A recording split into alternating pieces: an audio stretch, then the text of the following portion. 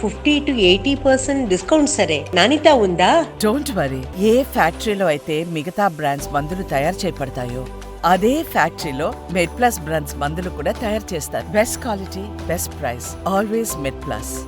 గత కొంతకాలంగా జగన్మోహన్ రెడ్డిని ఉద్దేశించి వాళ్ళ ఫ్యామిలీ మెంబర్స్, ఎస్పెషల్లీ తల్లి చెల్లి వీళ్ళిద్దరి మీద కేసు పెట్టాడు, లేకపోతే వీళ్ళిద్దరిని దూరం చేసుకున్నాడు, ఈ టైప్లో కూటమి నేతలు చాలా ఆరోపణలు చేస్తూ ఉన్నారు సార్, చాలా విమర్శలు చేస్తూ ఉన్నారు. సో దీని మీద జగన్మోహన్ రెడ్డి రీసెంట్గా రియాక్ట్ అయ్యారు. అంటే నా తల్లి చెల్లి పేరుతో రాజకీయాలు చేస్తూ ఉన్నారు, చంద్రబాబుకు కూడా ఒక కుటుంబం ఉంది కదా, తన తల్లిదండ్రులకు చంద్రబాబు నాయుడు ఎప్పుడైనా తిండి పెట్టారా, కనీసం నా తల్లిదండ్రులు వీళ్ళు అని చెప్పి ఎప్పుడైనా పరిచయం చేశారా, ఎన్నిసార్లు వాళ్ళ దగ్గరికి వెళ్ళారు, ఎన్నిసార్లు వాళ్ళను చూసుకున్నారు అనే విధంగా జగన్మోహన్ రెడ్డి మాట్లాడారు. ఒకసారి బయట ప్లే చేయండి. నేను చంద్రబాబు ఒకటి, అయ్యా చంద్రబాబు, నీ తల్లిదండ్రులు ఎవరో ఈ రాష్ట్ర ప్రజలకు ఎప్పుడైనా చూపించావా?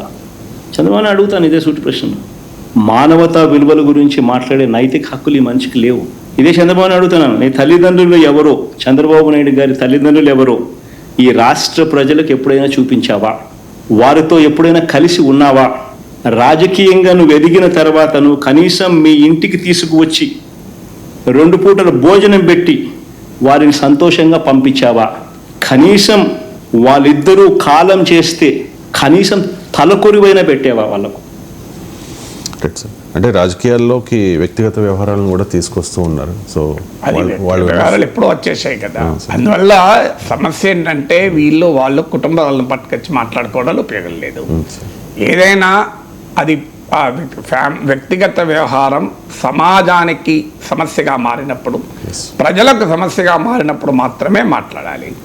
అన్ఫార్చునేట్లీ ఏంటంటే రాజకీయాలు, పర్సనల్ అంశాలన్నీ కలగాబలగమయ్యాయి. అందువల్ల జగన్మోహన్ రెడ్డి అన్నది నిజమా అబద్ధమా తెలుగుదేశం వాళ్ళు చూసుకుంటారు. నాలాంటి వాళ్ళు కోరేది ఏంటంటే ప్రజా సమస్యలపైన మీరు మాట్లాడండి, ప్రజా సమస్యలపైన వాద ప్రతివాదాలు పెట్టుకోండి. కానీ ప్రజా సమస్యలు వదిలేసి personal lifes, family issues, emotional politics వల్ల ప్రజలకైతే ఉపయోగం లేదు.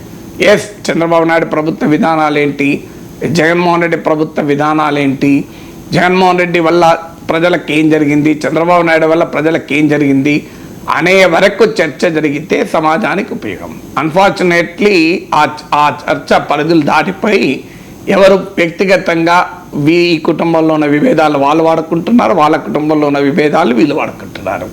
సో రాజకీయ అవసరాలకు కాదేది అనరు అన్నట్టు రాజకీయ ప్రయోజనాల కొరకు అన్ని అంశాలని కలగాపులగా చేస్తారు. ఇది ఎవరు చేశారు, ఎవరు మొదలు పెట్టారు, ఎక్కడ దాకా పోయింది అనే దానికన్నా కూడా ఇది అవసరమా సమాజానికి?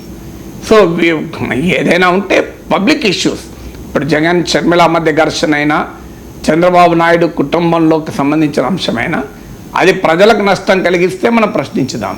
ప్రజలతో సంబంధం లేని వ్యవహారాలు వారి కుటుంబ తగాదాలు వాళ్ళు చూసుకుంటారు, వాళ్ళ కుటుంబం మంచి చెడ్డలు వాళ్ళు చూసుకుంటారు. అది మనకు సంబంధించిన అంశమే కాదు.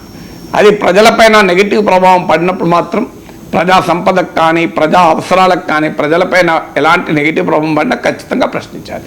అప్పటిదాకా ఇది నన్ ఆఫ్ అవర్ బిజినెస్. వాళ్ళ ఫ్యామిలీ రిలేషన్స్, వాళ్ళ ఫ్యామిలీకి ఉండే ప్రాపర్టీ ఇష్యూస్ కానీ, లేదా ఇతర రకాల ఫ్యామిలీ రిలేషన్స్ కానీ అది మనకు సంబంధించిన అంశమే కాదు.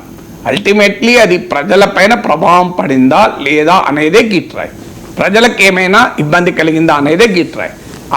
ఆ ప్రజల కోణం నుంచి మాత్రమే అప్పుడే పబ్లిక్ ఇంట్రెస్ట్ ఉంటారు. సో పబ్లిక్ ఇంట్రెస్ట్, ప్రైవేట్ ఇంట్రెస్ట్ల మధ్య ఆ డిఫరెన్షియేషన్ చేయాలి. పబ్లిక్ ఇంట్రెస్ట్ ఉన్న అంశాలకే మనం పరిమితం కావాలి. అంటే రీసెంట్గా ఈ షర్మిల విషయంలో, అలాగే విజయమ్మ గారి విషయంలో, అంటే వర్రా రవీందర్ రెడ్డి జగన్కి అత్యంత సన్నిహితుడు, ఆయన అరెస్ట్ కూడా చేశారు కదా సార్. అంటే తల్లిని చెల్లిని తిడుతూ ఉంటే, నీ పక్కనున్న వాడే తిడుతూ ఉంటే మీరు పట్టించుకోరా అని చెప్పేసి అసెంబ్లీలోనే చర్చ జరిగింది సార్. దానికి సంబంధించి కూడా మాట్లాడారు జగన్మోహన్ రెడ్డి. అంటే షర్మిలను గతంలో బాలకృష్ణ చాలా అసభ్యంగా మాట్లాడారు, ఏదో పోస్టులు పెట్టించారు, ఈ టైప్ ఆఫ్ కామెంట్స్ ఏవో చేశారు. Sorry, Jaganmohan Reddy byte on Balakrishna. నా చెల్లెల మీద షర్మిల మీద ఇదే చంద్రబాబు నాయుడు హైదరాబాద్ జూబ్లీ హిల్స్ రోడ్ నెంబర్ 36లో ఈయన బావమరిది బాలకృష్ణ, లోకేష్ మామ, ఈయన సొంత టవర్ ఎన్బీకే బిల్డింగ్స్ నుంచి వెబ్సైట్లలో తప్పుడు రాతలు రాయించి ప్రచారం గతంలో చేయలేదా? పోలీసులు హైదరాబాదులో పోలీసులు దర్యాప్తులో ఇది తేలలేదా? ఇంతెందుకు ఇదే షర్మిలమ్మని అప్పుడే చంద్రబాబు నాయుడు గారి నైజం గురించి, చంద్రబాబు నాయుడు గారు చేస్తా ఉన్న ఇటువంటి తప్పుడు ప్రచారం గురించి ఏమనిందో ఒకసారి అది కూడా విందాం ఒకసారి. దుష్ప్రచారం జరిగిందని ఐపీ అడ్రస్లను బట్టి పోలీసులు చెప్తున్నారు. బాలకృష్ణ గారి బిల్డింగ్ నుండి జరిగింది ఒకటైతే ఈ సైట్లన్నీ, ఈ వెబ్సైట్ అయినా యూట్యూబ్ అయినా ఈ సైట్లన్నీ ప్రో టీడీపీ అంటే టీడీపీని ప్రమోట్ చేసేది, ప్రత్యర్థుల్ని కించపరిచేది. నా చెల్లెల మీద రైట్ సార్. షర్మిల జగనన్న వదిలిన బాణంలా ఉన్నప్పుడు చేసిన ఆరోపణలు అనుకుంటా ఇప్పుడైతే చేయట్లేదు, గతంలో చేశారు అన్నది జగన్మోహన్ రెడ్డి ఆరోపణ. అదంతా వాస్తవమే కదా, షర్మిల అన్నది నిజమే కదా. ఇప్పుడు ఇలా నేను అనేది అదే, ఇప్పుడు రాజకీయంగా ఉన్న సంబంధాలను బట్టి వ్యక్తిగత అంశాలు ముందుకొస్తున్నాయి. అంటే రాజకీయంగా మనకు అనుకూలమైతే ఒక రకంగా, రాజకీయంగా వ్యతిరేకమైతే ఒక రకంగా.